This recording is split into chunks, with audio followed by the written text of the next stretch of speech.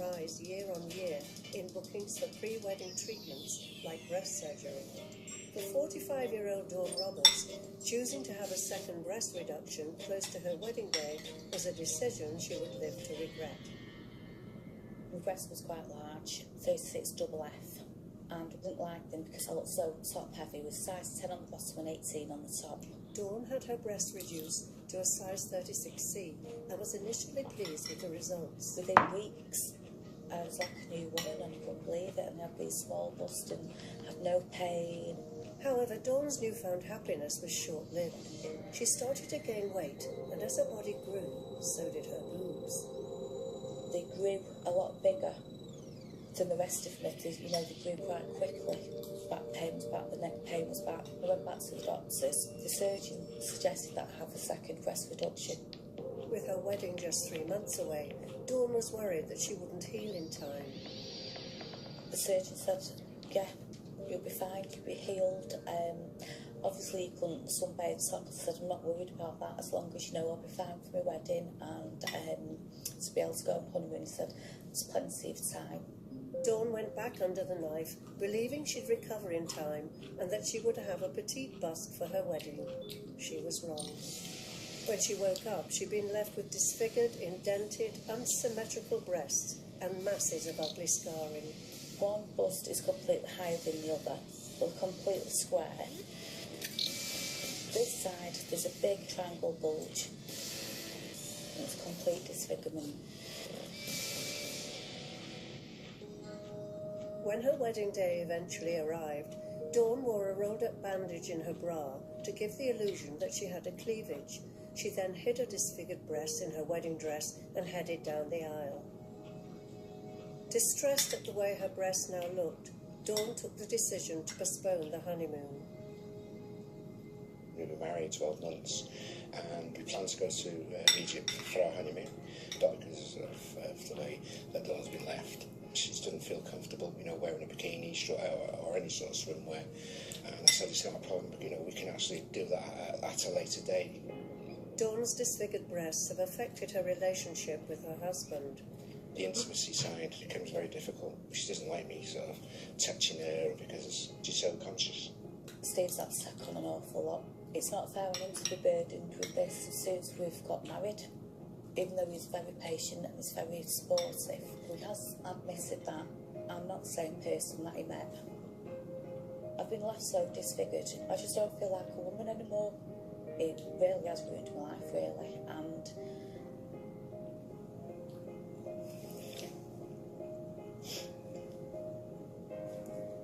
sorry.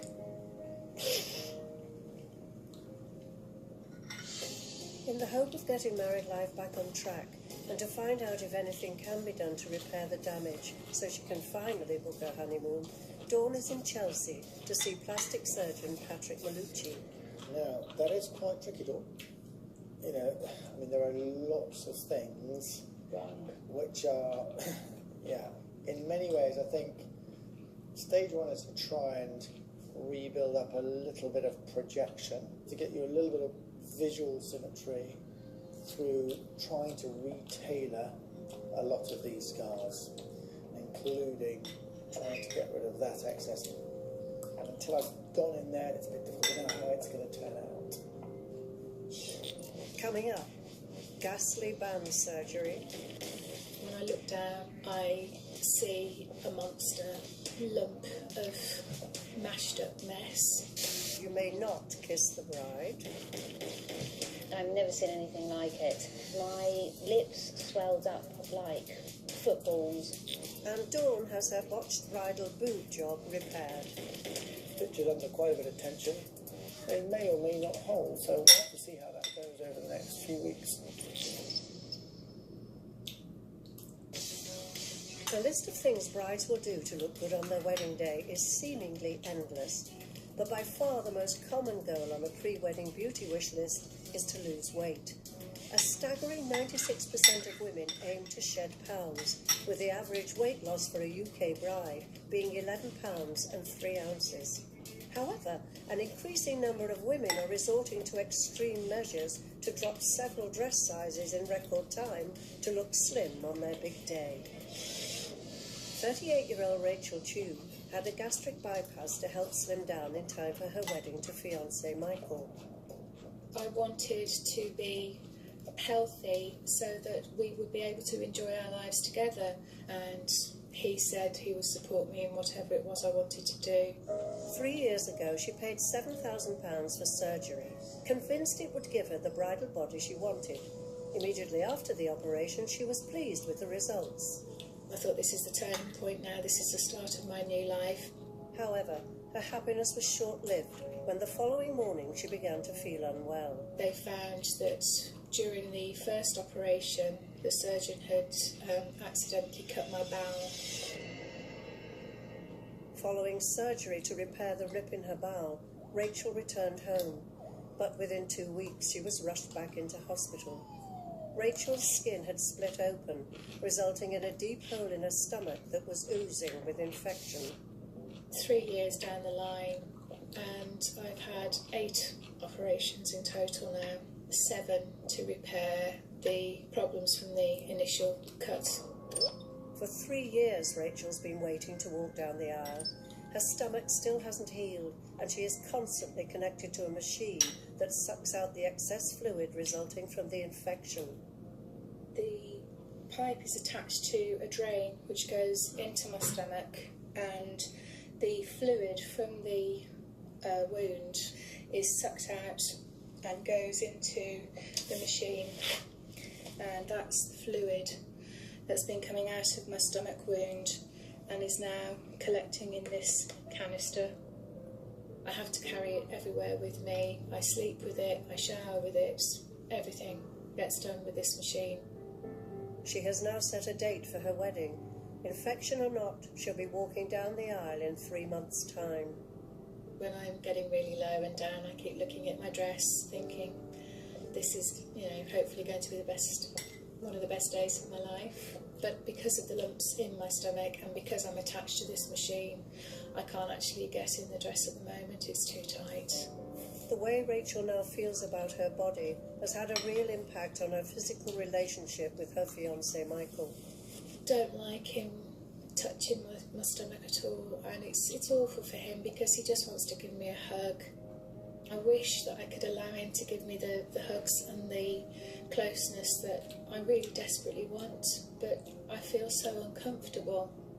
I'm trying to focus on my future with my fiancé and on our wedding. Rachel has travelled from the West Midlands to West Sussex to see plastic surgeon Peter Arnstein. She wants to find out if anything can be done to help speed up her recovery and rid her of the large folds of flab in time for her big day. And it may mean that what you need is a 2-stage procedure. I suspect that you probably have still got foreign material in there, the mesh, non-dissolving stitches and so on. Yes. If they are infected, then it's very difficult to eradicate that infection. Right. So what I anticipate, probably one needs to go in, take all that material out, let it settle, get rid of all the infection, then go back in and take away the surplus tummy as well. But with only 3 months to go to her wedding, Peter decides that to carry out major surgery so close to her big day is too big a risk, so it's decided to postpone treatment. I think her wedding, I'm afraid, will have to proceed without her tummy tuck. There's absolutely no point in rushing this. We've got to do it sensibly and safely. It is disappointment, yes, but I think the fact that it could be done at all would be amazing for me. There is light at the end of the tunnel that hopefully in the near future I will have got rid of these scars and got rid of the infection and hopefully be able to start a new life with my husband. Rachel will walk down the aisle with a botched body and possibly not in the wedding dress she longed to wear, not something that featured in her original plans. Like most women, she has dreamed about her wedding day since she was knee-high and wanted everything to be perfect. The kiss is seen for many as vital to seal a fairy tale union. As a result, more and more brides are looking to boost their pout with the help of filler. But in such an unregulated market, many women have no idea what is being injected into their faces or how the product will react with the body's tissue in years to come. Fillers are not regulated, so anybody can pick up a syringe, pull a filler they're bought on the internet and inject you it. If the filler does become lumpy and infected, it can cause swelling, pain and discharge, complications that, far from enhancing the first kiss, will stop it altogether. Something that never crossed the mind of 47-year-old Deborah Kelly when she decided to have her lips plumped for her wedding. It's fair to say I've always been insecure about my looks. I do have some problems with my skin which have led to a great deal of self-confidence issues. But to get married in your 40s and to the husband of my dreams, I wanted to look the best I possibly could. 3 months before her wedding, Deborah decided to have a natural, non-permanent filler in her lips to give them a fuller effect. The whole idea was it would only last for 3 months, so I would look lovely for my wedding, but then I would get back to the natural look after the wedding. However, when Deborah had her consultation with the surgeon, she was sold a very different, much more permanent product. He was very reassuring, so I decided to have the injections because I'd already made my way there. I'd already booked my appointment. I said, okay, I'll go ahead with that. I put my trust in the surgeon. You do, don't you? You think that they know their job better than you. But the filler that was injected into Deborah's lips caused a horrific reaction.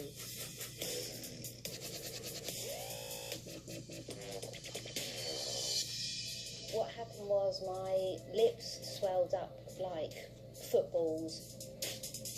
I've never seen anything like it. I was told to keep freezing them with ice packs.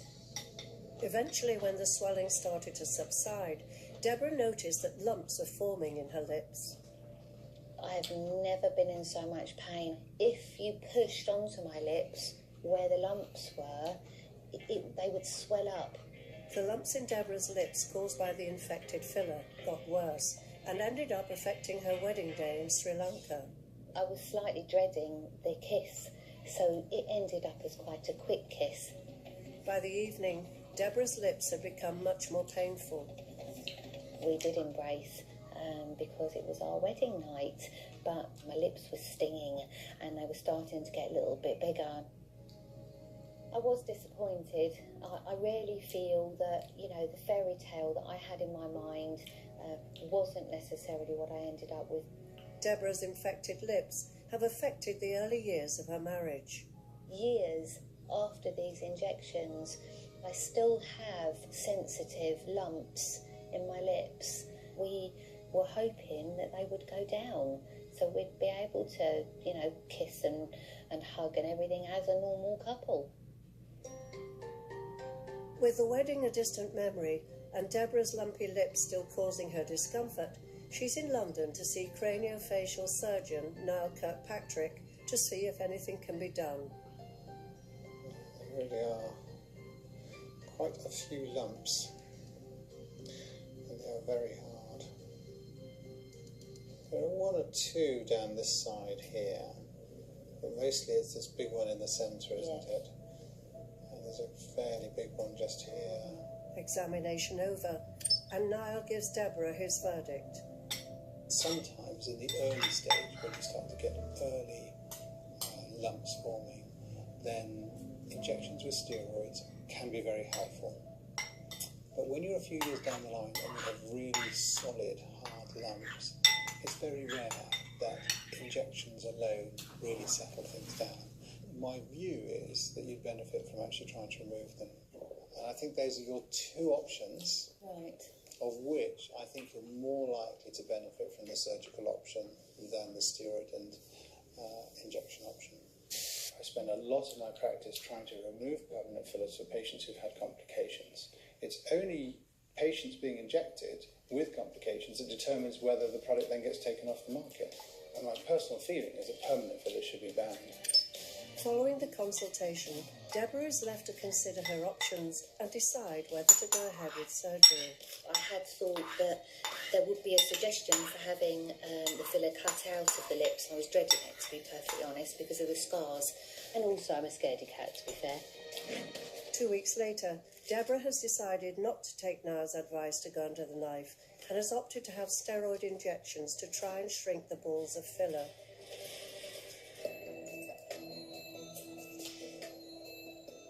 as that sort of settles over the next few hours, she may feel that there's no real change, but slowly, if the steroid is going to have any effect, we'll see it starting to have an effect as a few weeks go by.